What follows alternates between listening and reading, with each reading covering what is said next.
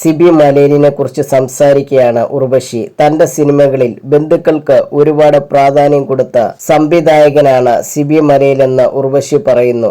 നൃത്തത്തിനും സംഗീതത്തിനും പ്രാധാന്യം കൊടുത്ത സിനിമകൾ അന്യഭാഷകളിൽ ഉണ്ടായിട്ടുണ്ടെന്നും എന്നാൽ ആ കഥയുടെയൊക്കെ അടിസ്ഥാനം എപ്പോഴും പ്രണയമായിരിക്കും അവർ പറഞ്ഞു.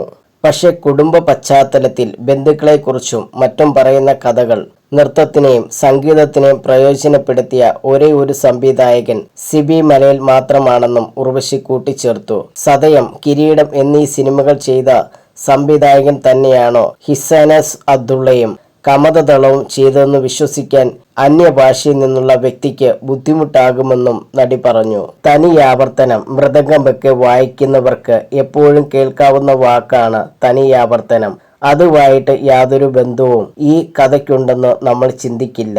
പിന്നെ ഇന്ത്യയിൽ എത്രയോ ഭാഷകളിൽ ഹിന്ദിയിലുള്ള ജനക് ജനക് പായൽ ഭാജയ മുതലുള്ള സിനിമകളിൽ നൃത്തത്തിനും സംഗീതത്തിനും പ്രാധാന്യം കൊടുത്തിട്ടുണ്ട്. അത്തരത്തിൽ പ്രാധാന്യമുള്ള ചിത്രങ്ങളൊക്കെ അടിസ്ഥാനം എപ്പോഴും പ്രണയമായിരിക്കും.